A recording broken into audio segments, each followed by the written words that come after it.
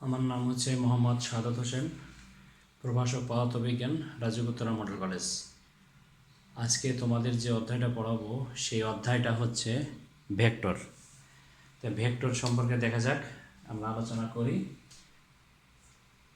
প্রথমে আগে আমরা শিখব রাশি। রাশি কি? এই ভৌত জগতে যা কিছু পরিমাপ করা হয়, এই ভৌত জগতে যা কিছু পরিমাপ করা হয় তাকে বলা হয় রাশি। আর এই রাশিকে দিকের ওপর ভিত্তি করে দুই ভাগে ভাগ করা হয়েছে, একটা হচ্ছে দিক রাশি আর একটা হলো অদিক রাশি। আমরা তাহলে এই দিকের উপর ভিত্তি করে রাশিকে যে দুই ভাগে ভাগ করা হয়েছে সেটা সম্পর্কে আমরা একটু জেনে নেই। তাহলে কয় ভাগে ভাগ করা হয়েছে? দুই ভাগে ভাগ করা হয়েছে। এক, তাহলে আমরা এটাকে বলবো অদিক রাশি, বা এটাকে বলা হয় নির্দিক রাশি, অথবা এটাকে বলা হয় স্কেলার রাশি। স্কেলার রাশি। আমি একটু এই সমার্থক শব্দগুলো লিখে আলোচনা করছি, কারণ হলো সমার্থক শব্দগুলো জানা থাকলে তাহলে আমাদের হবে সুবিধা। এবার দুই নম্বরে আমরা বলছি দিক রাশি। দিক রাশি, বা এটাকে বলা হচ্ছে সদিক রাশি। সদিক রাশি, বা এটাকে বলা হয় ভেক্টর রাশি। ভেক্টর রাশি। তাহলে এখন আসা যাক অদিক রাশি বা স্কেলার রাশি বা নির্দিক রাশিটা কি। তাহলে অদিক রাশি হলো যে সকল রাশির শুধু মান আছে কিন্তু দিক নাই। তাহলে কি বলা হলো? যে সকল রাশির শুধু মান আছে কিন্তু দিক নাই তাকে অদিক রাশি বলে। অর্থাৎ যে সকল রাশিকে প্রকাশ করার জন্য শুধুমাত্র মানের প্রয়োজন হয় কিন্তু দিকের প্রয়োজন হয় না, সেটাকে আমরা বলি অদিক রাশি। আর দিক রাশি বা সদিক রাশি বা ভেক্টর রাশি কাকে বলে? তাহলে যে সকল রাশিকে প্রকাশ করার জন্য মান এবং দিক উভয়েরই প্রয়োজন হয় তাকে বলা হয় ভেক্টর রাশি বা দিক রাশি বা সদিক রাশি। তাহলে স্কেলার রাশি কি, ভেক্টর রাশি কি আমরা জানলাম। আর এগুলো মূলত তোমাদের 9-10-এ এগুলো শিখেছো। যেমন স্কেলার রাশি বা অদিক রাশির উদাহরণ তোমরা পড়েছো দৈর্ঘ্য, ভর, সময় ইত্যাদি। আর ভেক্টর রাশিতে তোমরা শিখেছো যেমন বল, ত্বরণ, মন্দন, সরণ। তাহলে এবার আসা যাক এই অদিক রাশি এবং এই ভেক্টর রাশিকে, বা অদিক রাশি বা স্কেলার রাশিকে এবং দিক রাশি বা ভেক্টর রাশিকে প্রকাশের জন্য আমি একটু কথা বলি। দেখো, যেমন এটা বোঝানোর জন্য বলছি, যেমন a = আমি লিখলাম 5, আর ঠিক একইভাবে আমি এভাবে লিখলাম, এর ওপর একটা অ্যারো চিহ্ন দিলাম যাকে ভেক্টর চিহ্ন বলা হলো 5। তাহলে এই দুটার মধ্যে বেসিক পার্থক্য হলো এ দ্বারা আমরা শুধু বুঝি এর মান আছে, আর পরে যেটা লিখেছি এ ভেক্টর তার উপরে অ্যারো চিহ্ন দিয়েছি = 5, এটাতে আমরা বুঝতে পারছি যে এর মান আছে এবং সাথে আমাদের কি আছে? দিক আছে। তাহলে এই যে এখানে শুধু মান আছে কিন্তু এটাকে প্রকাশ করার জন্য দিক প্রয়োজন হয় নাই, তাহলে এটাকে আমরা বলছি স্কেলার রাশি বা অদিক রাশি, বা আমরা বলেছি নির্দিক রাশি। কিন্তু পরে যেটা লিখেছি দেখো, এর উপরে অ্যারো চিহ্ন দিয়েছি অর্থাৎ ভেক্টর, এটাকে প্রকাশ করার জন্য আমাদের মান আছে এবং একটা আমরা দিক চিহ্ন দিয়েছি। তাহলে এইটাকে আমরা বলবো ভেক্টর রাশি। তাহলে স্কেলার রাশি এবং ভেক্টর রাশি কাকে বলে, এটাকে কিভাবে প্রকাশ করা হয় সেটা আমরা একটু শিখলাম। এখন আসা যাক এই যে দিকের ওপর ভিত্তি করে আমরা বলছি এখানে দিক রাশি বা সদিক রাশি বা ভেক্টর রাশি। তাহলে এখন এই ভেক্টর রাশির কিছু সংজ্ঞা আছে, সেগুলো আমরা ধাপে ধাপে শিখব। তাহলে এখন আমরা এখানে প্রকাশ করছি, যেমন দেখো সমান ভেক্টর, সমান ভেক্টর, বা একে আমরা বলছি সমান ভেক্টর বা বলা হয় সমভেক্টর। এখন সমান ভেক্টর বা সমভেক্টর কি এখন আমরা এটা জানবো। আমাদের অধ্যায়ের নামটা কি ছিল? আমাদের অধ্যায়ের নামটা ছিল হচ্ছে ভেক্টর অধ্যায়।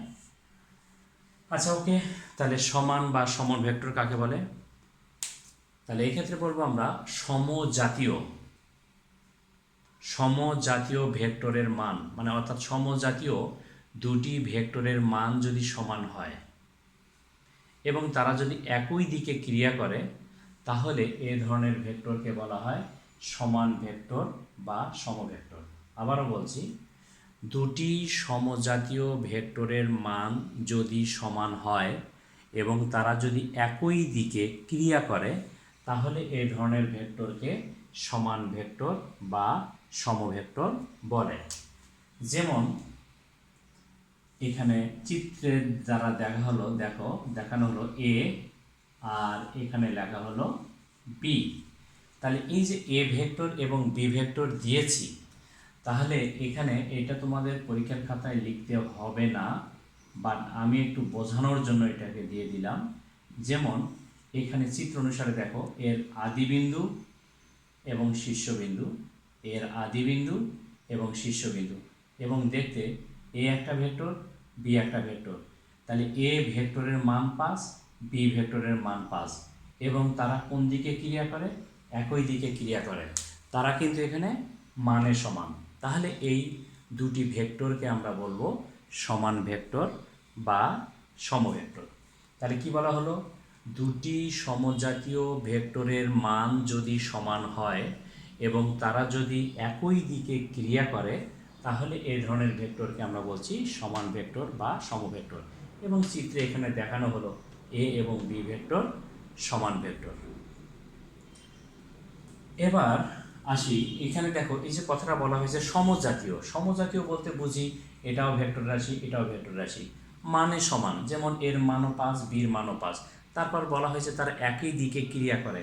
তাহলে চিত্রে দেখো, এটা যেদিকে ক্রিয়া করে, এ ভেক্টর যেদিকে ক্রিয়া করে, বি ভেক্টরও সেই দিকে ক্রিয়া করে। তাহলে সমান ভেক্টর বা সমভেক্টর কাকে বলে এটা আমরা শিখলাম। এবার আমরা শিখব সদৃশ ভেক্টর।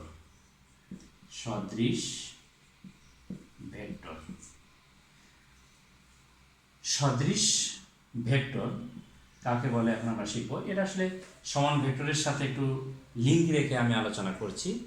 তাহলে সদৃশ ভেক্টর হচ্ছে দুটি সমজাতীয় ভেক্টরের মান যদি অসমান হয় এবং তারা যদি একই দিকে পরস্পরের সমান্তরালে ক্রিয়া করে, তাহলে এই ধরনের ভেক্টরকে বলা হয় সদৃশ ভেক্টর। যেমন চিত্রে আমি আঁকলাম, ধরো এ একটি ভেক্টর, আবার এখানে দিলাম বি একটি ভেক্টর।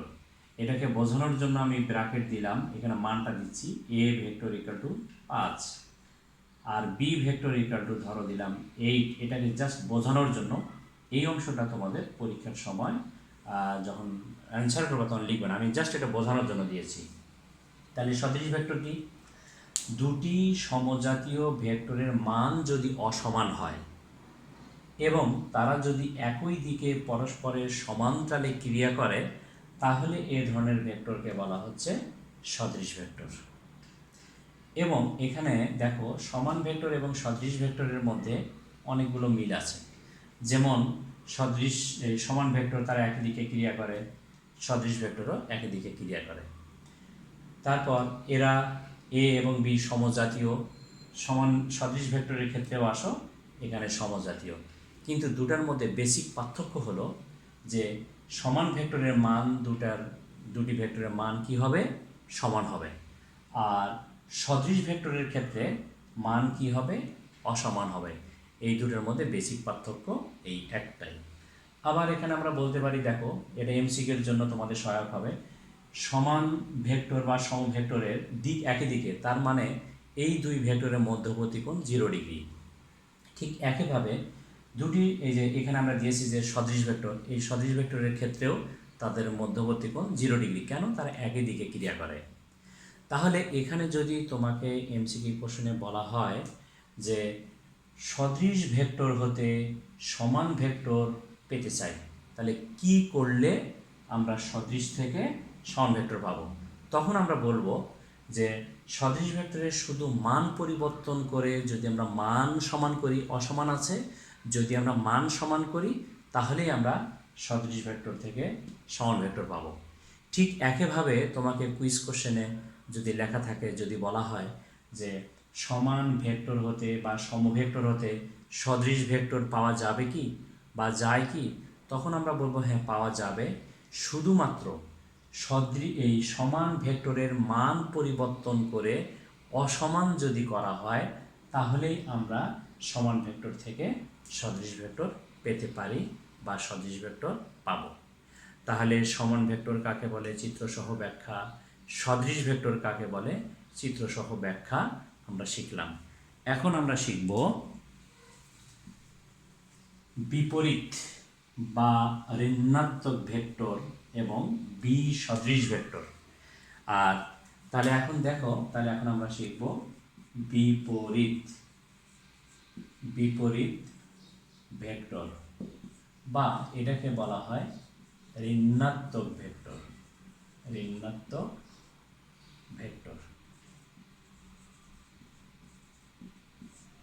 তাহলে আমরা এখন বিপরীত ভেক্টর বা ঋণাত্মক ভেক্টর কাকে বলে সেটা এখন আমরা জানব। দুটি সমজাতীয় ভেক্টরের মান যদি সমান হয় এবং তারা যদি পরস্পরের বিপরীত দিকে ক্রিয়া করে তাহলে এই ধরনের ভেক্টরকে বলা হয় বিপরীত ভেক্টর বা ঋণাত্মক ভেক্টর।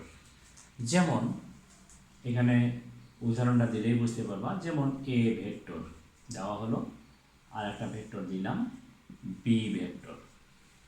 তবে এই দুটার মধ্যে বেসিক পার্থক্য হলো, দেখো প্রথম কথা হলো এটা বোঝানোর জন্য আমি দিলাম, এটা এই যে 5 দিচ্ছি, এটা হলো -5 দিচ্ছি, এইটা আসলে আমরা লিখব না, বাট এমনি বোঝানোর জন্য আমি এই জন্য সার্কেলের মধ্যে দিলাম। তাহলে বিপরীত বা ঋণাত্মক ভেক্টর আমরা কি বলছি? দুটি সমজাতীয় ভেক্টরের মান যদি সমান হয়, মান সমান, কিন্তু তারা কি করে বিপরীত দিকে ক্রিয়া করে, তাহলে এ ধরনের ভেক্টরকে বিপরীত ভেক্টর বা ঋণাত্মক ভেক্টর বলে। যেমন চিত্রে এ এবং বি এই দুটো ভেক্টর কি পরস্পরের বিপরীত ভেক্টর। কারণ হলো এখানে দেখো তারা মানে সমান, তারা সমজাতীয়, এও ভেক্টর রাশি বিও ভেক্টর রাশি, বাট তারা মানে সমান, এর মান 5 বির মানও 5। তবে এই মাইনাস দ্বারা বোঝানো হয়েছে দিক বিপরীত দিকে এবং আমরা তীর চিহ্ন দিয়েছি বিপরীত দিকে। তাহলে তারা মানে সমান এবং তারা যদি বিপরীত দিকে ক্রিয়া করে তাহলে এ ধরনের ভেক্টরকে বলা হয় বিপরীত ভেক্টর বা ঋণাত্মক ভেক্টর। যদি বলা হয় বিপরীত ভেক্টরের মধ্যবর্তী কোণ কত, তখন আমরা বলবো 180 ডিগ্রি।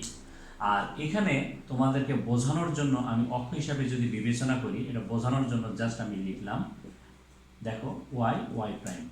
যেমন এ ভেক্টরটা মান +5, যদি আমরা বসাই তাহলে ধরো 1 2 3 4 5, তাহলে এ ভেক্টরটা হবে এক্স অক্ষের ধনাত্মক দিকে। আর বি ভেক্টরের মান এখানে -5, তার মানে 1 2 3 4 5, তাহলে ধরো এদিকে -5 ওদিকে হচ্ছে +5। তাহলে এই যে বি ভেক্টরটি তাহলে কোন অক্ষের দিকে ক্রিয়া করে? এক্স অক্ষের ঋণাত্মক দিকে। তাহলে দেখো এটা যদি এ ভেক্টর হয় আর এটা যদি বি ভেক্টর হয় তাহলে তার মধ্যবর্তী কোণ কত এসে দাঁড়ালো? 180 ডিগ্রি, এবং তারা একই অক্ষরেখা বরাবর বিপরীত দিকে ক্রিয়া করে। এই জন্য আসলে একে বলা হচ্ছে বিপরীত ভেক্টর বা ঋণাত্মক ভেক্টর। তাহলে বিপরীত ভেক্টর বা ঋণাত্মক ভেক্টর কাকে বলে আমরা এটা শিখলাম বা জানলাম। এখন আমরা শিখব সদৃশ ভেক্টর। সদৃশ ভেক্টর। সদৃশ ভেক্টর।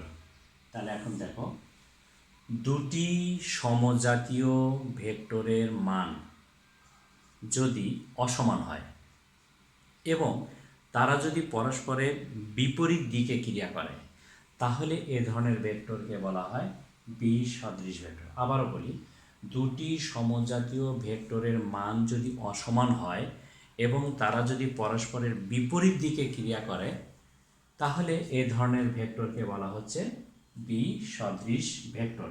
তাহলে চিত্র দিয়ে যদি বোঝাই তাহলে এটাকে বললাম এ ভেক্টর, আর এটাকে বললাম ধরো বি ভেক্টর। বোঝানোর জন্য এর মান দিলাম 5, এর মান দিলাম -8। তাহলে এখানে দেখো দুটি ভেক্টর, এটা কিন্তু আসলে আমাদের বিপরীত ভেক্টর, এটাও বিপরীত ভেক্টর, কিন্তু এখানে পার্থক্য হলো মানে অসমান। তাহলে আমরা কি বলছি, দুটি সমজাতীয় ভেক্টরের মান যদি অসমান হয় এবং তারা যদি পরস্পরের বিপরীত দিকে ক্রিয়া করে, তাহলে মানে অসমান এবং বিপরীত দিকে ক্রিয়া করে, তাহলে এ ধরনের ভেক্টরকে বলা হয় বিসদৃশ ভেক্টর। এখানে যদি একটু তুলনামূলক আলোচনা করি তাহলে দেখো, যেমন বিপরীত ভেক্টর আর বিসদৃশ ভেক্টরের মধ্যে যে তুলনামূলক আলোচনা করি, তাহলে বিপরীত ভেক্টর তারা পরস্পর বিপরীত দিকে ক্রিয়া করে, বিসদৃশ ভেক্টর বিপরীত দিকে ক্রিয়া করে। বিপরীত ভেক্টর দ্বয়ের মধ্যবর্তী কোণ কত? 180। বিসদৃশ ভেক্টর দ্বয়ের মধ্যবর্তী কোণ কত? 180। এরা সমজাতীয় মানে ভেক্টর রাশি, এটাও সমজাতীয় মানে ভেক্টর রাশি। তাদের মধ্যে বেসিক পার্থক্য হলো এরা মানে সমান, মানে বিপরীত ভেক্টরটা মানে সমান, আর বিসদৃশ ভেক্টরটা মানে অসমান। ঠিক এখানেও যদি এভাবে কোশ্চেন চাওয়া হয় বা বলা হয় যে বি সদৃশ ভেক্টর হতে বিপরীত ভেক্টর পেতে হলে কি করা উচিত, তখন আমাদের অ্যান্সার হবে বি সদৃশ ভেক্টরের শুধুমাত্র মান পরিবর্তন করে যদি আমরা সমান করি, অসমান আছে এই মান যদি সমান করি, তাহলে বি সদৃশ ভেক্টর থেকে আমরা বিপরীত ভেক্টর বা ঋণাত্মক ভেক্টর পাবো। ঠিক একইভাবে যদি বিপরীত কথাটা যদি আমরা বলি যে বিপরীত ভেক্টর বা ঋণাত্মক ভেক্টর হতে বি সদৃশ ভেক্টর পেতে হলে আমার কী করা উচিত, তখন আমরা বলবো যে বিপরীত ভেক্টরের মান পরিবর্তন করে যদি অসমান করা হয়, তাহলে বিপরীত বা ঋণাত্মক ভেক্টর থেকে বি সদৃশ ভেক্টর পাওয়া যাবে। যাক, এগুলো আমাদের এমসিকিউ এর জন্য সহায়ক হবে। তাহলে আমরা এগুলো শিখলাম। এখন আসি একক ভেক্টর, একটু আমরা পরে আলোচনা করি। আসলে আমি সাধারণত একটু চেষ্টা করি যার সাথে যার লিঙ্ক থাকে, অর্থাৎ যেটার সাথে যেটা পড়ালে একটু সুবিধা হবে, মনে রাখা সুবিধা হবে, এবং একটার সাথে একটা লিঙ্ক রেখে একটু পড়ানোর চেষ্টা করি। তাহলে এখন আমরা শিখব, একটু আগেই আমরা বলেছি যে দিকের ওপর ভিত্তি করে ভেক্টরকে দুই ভাগে ভাগ করা হয়েছে। একটা হলো স্কেলার রাশি, মানে মানের উপর ভিত্তি করে রাশিকে দুই ভাগে ভাগ করা হয়েছে, একটা ছিল স্কেলার রাশি আর একটা ছিল হচ্ছে ভেক্টর রাশি। এবার স্পেশালি ভেক্টর রাশিকে মানের উপর ভিত্তি করে আবার দুই ভাগে ভাগ করা হয়েছে, মানের উপর ভিত্তি করে দুই ভাগে ভাগ করা হয়েছে। তার মধ্যে একটা ভাগ হলো শূন্য ভেক্টর বা নাল ভেক্টর, আর একটা হচ্ছে সঠিক ভেক্টর। আমি আগে প্রথমে নাল ভেক্টরটা সম্পর্কে একটু আলোচনা করতে চাই। তাহলে আমি কি বলছি যে মানের উপর ভিত্তি করে ভেক্টর রাশিকে আবার কয় ভাগে ভাগ করা হয়েছে? দুই ভাগে ভাগ করা হয়েছে। একটা হচ্ছে শূন্য ভেক্টর বা নাল ভেক্টর, আর একটা হলো সঠিক ভেক্টর। তাহলে এখন শূন্য ভেক্টর বা নাল ভেক্টর কি সেটা এখন শিখব। তাহলে আমরা দেখো শূন্য ভেক্টর বা এটাকে আমরা বলছি নাল ভেক্টর, নাল ভেক্টর। তাহলে শূন্য ভেক্টর আমরা এক কথায় বলবো যে ভেক্টর রাশির মান শূন্য তাকে শূন্য ভেক্টর বা নাল ভেক্টর বলে। তাহলে কি বলা হলো, যে ভেক্টর রাশির মান শূন্য তাকে শূন্য ভেক্টর বা নাল ভেক্টর বলে। এখন এই শূন্য ভেক্টর বা নাল ভেক্টরের এখানে এর কিছু বৈশিষ্ট্য আছে। বৈশিষ্ট্য হলো ইহার কোনো সুনির্দিষ্ট দিক নাই, শুধুমাত্র কি আছে? অবস্থান আছে। তারপরেও আমরা এটাকে বলছি ইহার কোনো সুনির্দিষ্ট দিক নাই। আমরা কিন্তু জানি যার দিক আছে, মান আছে, তাকে কিন্তু আমরা ভেক্টর রাশি বলি। কিন্তু স্পেশালি এই নাল ভেক্টরকে বা শূন্য ভেক্টর, এটা মান শূন্য এবং সুনির্দিষ্ট দিক নেই। মেইন কথা হলো ইহার সুনির্দিষ্ট কোনো দিক নেই, তারপরেও আমরা এটাকে শূন্য ভেক্টর বলছি। কেন বলছি সেটা একটু পরে ধীরে ধীরে আসছি। তাহলে এখন আবার আসি শূন্য ভেক্টর সংজ্ঞাটা বলি কাকে বলে, আবার একটু রিপিট করি। যে ভেক্টর রাশির মান শূন্য তাকে শূন্য ভেক্টর বা নাল ভেক্টর বলে। তারপর আমরা বলি ইহাকে, এই যে ইহাকে ইহা দ্বারা প্রকাশ করা হয়, অর্থাৎ শূন্যের উপর ভেক্টর চিহ্ন দ্বারা প্রকাশ করা হয়,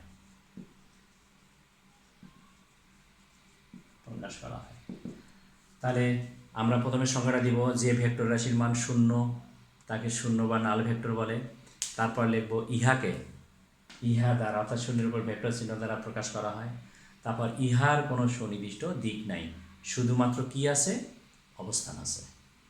এখন এখানে একটু বলি যে ইহার সুনির্দিষ্ট দিক নাই, যেমন এমনি বোঝানোর জন্য যদি বলি, তাহলে এখন দেখো মূল বিন্দু মানে কি জিরো, শূন্য আমরা কোথায় বসাবো যদি অক্ষ হিসেবে বিবেচনা করি, তাহলে এর অবস্থান কোথায়, আমাদের মূল বিন্দুতে।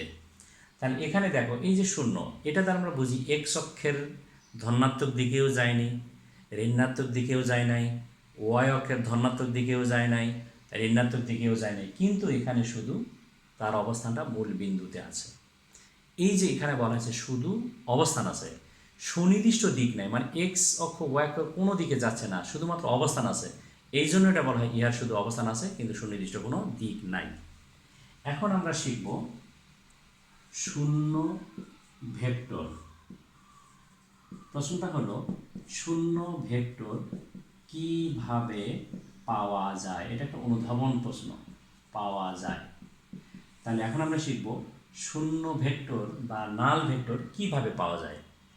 তাহলে আমরা আজকে একটু আগেই আমরা শিখেছি সমান ভেক্টর সংজ্ঞা ব্যাখ্যা, এবং এরপরে আমরা শিখেছি বিপরীত ভেক্টর বা ঋণাত্মক ভেক্টর এর সংজ্ঞাও আমরা শিখেছি।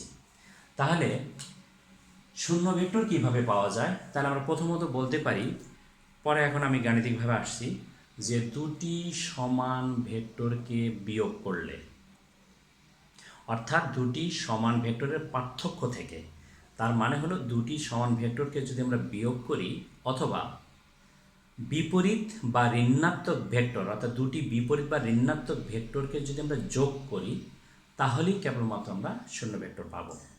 তাহলে সেটা কিভাবে, সেটা একটু দেখো। যেমন এখন আমি আঁকলাম, এই যে এটা হচ্ছে এ ভেক্টর দিলাম, আর এটা হলো আমার বি ভেক্টর, এর মান 5, এরও মান 5। আমরা একটু আগে শিখেছি, তার মানে A equal to 5, B vector equal to 5। তার মানে কি, তারা মানে সমান, তারা এখানে কি মানে সমান, এটাকে আমরা বলছিলাম সমান ভেক্টর। তাহলে আমরা একটু আগে কি বলছি, দুটি সমান ভেক্টরকে বিয়োগ করলে, অর্থাৎ দেখো এ ভেক্টর বিয়োগ বি ভেক্টর, এই দুটাকে যদি বিয়োগ করি তাহলে আমরা এখানে বিয়োগফলটা পাবো শূন্য। অর্থাৎ এ ভেক্টর থেকে বি ভেক্টর যদি বিয়োগ করি তাহলে আমরা একটা ভেক্টর রাশি পাবো, সেটা হচ্ছে শূন্য ভেক্টর। অর্থাৎ যদি মান থেকে দেখো 5 বিয়োগ 5 এগুলো কি হবে 0, তাহলে এটা আমরা একটা পেতে পারি। আর একটা হলো বিপরীত ভেক্টর বা ঋণাত্মক ভেক্টরের কথা বলি, সেটা হলো এরকম, এটা হচ্ছে এ ভেক্টর, আর এই যে এটাকে দিলাম বি ভেক্টর। এটাও বোঝানোর জন্য বলছি যে এটার মান ধরো 5, এটার মান ধরো -5। এই যে মানগুলো আসলে এখানে আমরা লিখব না, কিন্তু শুধু বোঝানোর জন্যই কথাগুলো আমি বলছি। তাহলে এই ক্ষেত্রে এটা এ এবং বি এখানে পরস্পরের বিপরীত ভেক্টর। তাহলে এখন দেখো এ ভেক্টর যোগ বি ভেক্টর, অর্থাৎ এখানে এটা কি ভেক্টর, ঋণাত্মক ভেক্টর। তাহলে এই ক্ষেত্রে যদি আমরা এই দুটাকে যদি আমরা যোগ করি, তাহলে যোগফল এখানে আমরা কি পাবো, 0 পাবো, অর্থাৎ শূন্যের উপর ভেক্টর মান আমরা 0 পাবো। তাহলে এই যে এ ভেক্টর আর বি ভেক্টর, এটা দুটা হলো আমাদের বিপরীত ভেক্টর বা ঋণাত্মক ভেক্টর, আর এই দুটা ভেক্টর কি আমাদের সমান ভেক্টর। তার মানে কি, দুটি সমান ভেক্টরকে বিয়োগ করলে শূন্য ভেক্টর পাওয়া যায়, অথবা দুটি বিপরীত বা ঋণাত্মক ভেক্টরকে যোগ করলে কি ভেক্টর পাওয়া যায়, শূন্য ভেক্টর পাওয়া যায়। আরেকটা কথা বলি, অনেক সময় এরকম হতে পারে যে দুটি ভেক্টর রাশির বিয়োগফল, এই শূন্যের উপর ভেক্টর দিয়েছি বা যোগফল শূন্যের উপর ভেক্টর চিহ্ন দিয়েছি, এটা একটু বলি, যেমন তোমাকে যদি বলা হয় 2টি কলম যোগ 3টি পেন্সিল, তুমি কিন্তু এর অ্যান্সার দিতে পারবে না, এটা যোগ করা যাবে না। কিন্তু যদি বলি 2টি পেন্সিল যোগ 2টি পেন্সিল, তাহলে তুমি সরাসরি বলবা 4টি পেন্সিল। তো এরকম এ ভেক্টর রাশি, বি ভেক্টর রাশি, কিন্তু দুটার বিয়োগফল শূন্য হয়েছে, তাহলে শূন্যটাকে আমরা কি বলবো? ভেক্টর। এই জন্য আসলে শূন্য ভেক্টর বা নাল ভেক্টর বা শূন্য ভেক্টর আমরা বলছি ইহার শুধু মান আছে, দিক নাই, তারপরেও দিক নাই, তারপরেও আমরা একে শূন্য ভেক্টর বলি, আসলে এই কারণে আমরা বলি। তাহলে শূন্য ভেক্টর বা নাল ভেক্টর কি ব্যাখ্যা করো, কিভাবে পাওয়া যায়, সেটা আমরা চিত্র সহকারে, ব্যাখ্যা সহকারে আমরা শিখলাম। এবার আসি সঠিক ভেক্টর। এবার আমরা কি আলোচনা করব? সঠিক ভেক্টর। প্রথমে বলছি যে মানের উপর ভিত্তি করে ভেক্টর রাশিকে দুই ভাগে ভাগ করা হয়েছে, তার মধ্যে আমরা একটা বলছি শূন্য ভেক্টর, এখন আমরা একটা বলবো সঠিক ভেক্টর। তাহলে সঠিক ভেক্টর এখানে বলা হচ্ছে মান শূন্য নয় এরূপ ভেক্টর রাশিকে বলা হয় সঠিক ভেক্টর। তাহলে জাস্ট সংজ্ঞাটা শুধু আমরা এখানে জানব যে সঠিক ভেক্টর। তাহলে সঠিক ভেক্টর কি? মান শূন্য নয় এরূপ একটি ভেক্টর রাশিকে সঠিক ভেক্টর বলে। তাহলে সঠিক ভেক্টর কাকে বলে আমরা সংজ্ঞাটা শিখলাম। এখন আসি, তাহলে শূন্য ভেক্টর সঠিক ভেক্টর হয়ে গেল। এখন আমরা শিখব সমরেখ বা সমরৈখিক ভেক্টর কি? সমরেখ বা সমরৈখিক ভেক্টর, দুই বা ততোধিক সমজাতীয় ভেক্টর যদি একই রেখা বরাবর অথবা পরস্পরের সমান্তরালে একই দিকে ক্রিয়া করে, তাহলে এ ধরনের ভেক্টরকে বলা হয় সমরেখ ভেক্টর বা সমরৈখিক ভেক্টর। যেমন এখানে আমি দিলাম এ ভেক্টর এবং বি ভেক্টর। চিত্রে এ ভেক্টর এবং বি ভেক্টর দেখলে দেখা যাবে আপাত দৃষ্টিতে একই সরলরেখা বরাবর এবং তার একই দিকে ক্রিয়া করে, তখন এ এবং বি ভেক্টরকে আমরা বলবো সমরেখ বা সমরৈখিক ভেক্টর। তবে যদি পরস্পরের সমান্তরালে এরকম আর একটা ভেক্টর নেই, তাহলেও আসলে যেমন দুটি সমান্তরাল রেখার মধ্যবর্তী কোণ 0 ডিগ্রি, অর্থাৎ তারা একই দিকে অনুভব করা যায় বা বলা যায়, এই জন্য আমরা এগুলোকে বলি সমরেখ ভেক্টর বা সমরৈখিক ভেক্টর। তাহলে চিত্রে এ ও বি সমরেখ বা সমরৈখিক ভেক্টর। এবার আসি সমতলীয় ভেক্টর। সমতলীয় ভেক্টর, তাহলে সমতলীয় ভেক্টর কি? দুই বা ততোধিক সমজাতীয় ভেক্টর যদি একই তলের উপর অবস্থান করে, তাহলে এ ধরনের ভেক্টরকে বলা হয় সমতলীয় ভেক্টর। আবারও বলি, দুই বা ততোধিক সমজাতীয় ভেক্টর যদি একই তলের উপর অবস্থান করে, তাহলে এ ধরনের ভেক্টরকে বলা হয় সমতলীয় ভেক্টর। সংজ্ঞাটা আমরা দিলাম। এবার আমরা বলবো চিত্রে, ধরো এরকম করে আঁকলাম, এখানে এটাকে দিলাম এ ভেক্টর, এটাকে দিলাম বি ভেক্টর, এটাকে দিলাম সি ভেক্টর, আরও একটা ইচ্ছা হলো এরকম দিলাম এটা ডি ভেক্টর। তাহলে চিত্রে এ বি সি ডি, যাক তিনটা দিলেই হয়। তাহলে চিত্রে এ বি সি ডি এগুলো হচ্ছে সমতলীয় ভেক্টর। একটু বোঝানোর জন্য বলি, যেমন আমার এই হাত 5টা আঙ্গুল এই বোর্ডের ওপর বসালাম, এখন এই মুহূর্তে আমার এই 5টা আঙ্গুল একই তলের ওপর অবস্থিত। যদি আমি মাঝের 2টা আঙ্গুল তুলি, তাহলে আমি বলবো এই আঙ্গুল, এই আঙ্গুল, এবং এই আঙ্গুল একই তলের ওপর অবস্থিত, তাহলে এই 2টা আঙ্গুল একই তলের ওপর অবস্থিত না। আর একটা কথা বলতে পারি, তুমি পরীক্ষার খাতায় যখন লেখো, এক পেজের মধ্যে তুমি যতগুলো লেখায় লেখো না কেন, সবগুলো একটা তলের ওপর অবস্থিত, ওই লেখাগুলোকে আমরা বলবো সমতলীয়। যেই তুমি অন্য পেজে চলে গেলে, তখন আর একই সমতল হলো না। তাহলে সমতলীয় ভেক্টর কি? দুই বা ততোধিক সমজাতীয় ভেক্টর যদি একই তলের উপর অবস্থান করে তাহলে এ ধরনের ভেক্টরকে বলা হয় সমতলীয় ভেক্টর। সংজ্ঞা দিয়ে তারপর আমরা এভাবে একটা বক্স দিতে পারি। আমরা বলবো চিত্রে এ বি সি ডি এখানে সমতলীয় ভেক্টর। যাই হোক, আজকে আমরা ভেক্টর সম্পর্কে জানলাম, এখানে কিছু সংজ্ঞা আমরা আলোচনা করলাম। তো যতটুকু আলোচনা করা হলো আশা রাখি তোমরা সবাই বুঝতে পেরেছো। তবে নেক্সট ক্লাসে এর পরে যেগুলো আছে সেগুলো আলোচনা করব। তবে আমি একটু এখানে কথা একটা বলে নিই। অনেক সময় আমি আলোচনা করার সময় 1 নাম্বার হয়তো তোমার বইয়ে খুঁজবে, 1 নাম্বার পেজের পরে 3 নাম্বার পেজ গেলাম, 4-এর পরে আবার 5 নাম্বার পেজে গেলাম, একটু এলোমেলো হতে পারে। তবে আমি সাধারণত যেটা চেষ্টা করি যে যার সাথে যার মিল আছে অর্থাৎ লিঙ্ক আছে, অর্থাৎ যেভাবে তোমাকে বোঝাতে চাইলে হয়তো আমার জন্য বোঝানো সহজ হবে অথবা তোমার হয়তো বুঝতে সুবিধা হবে, এভাবে আমি একটু আগাবো। যখন অধ্যায় শেষ হবে তখন দেখবা যে আসলে আমাদের এই অধ্যায়ের সবগুলোই টপিক আলোচনা হয়েছে। তা আজকে এই পর্যন্তই থাক। খোদা হাফেজ, সবাই ভালো থাকো। এবং আজকে যে আলোচনা করা হলো এটা তোমরা সবাই পড়ে ফেলবা, মুখস্থ করে ফেলবা। নেক্সট ক্লাসে দেখা হবে ইনশাল্লাহ। হ্যাঁ, ওকে, আল্লাহ হাফেজ।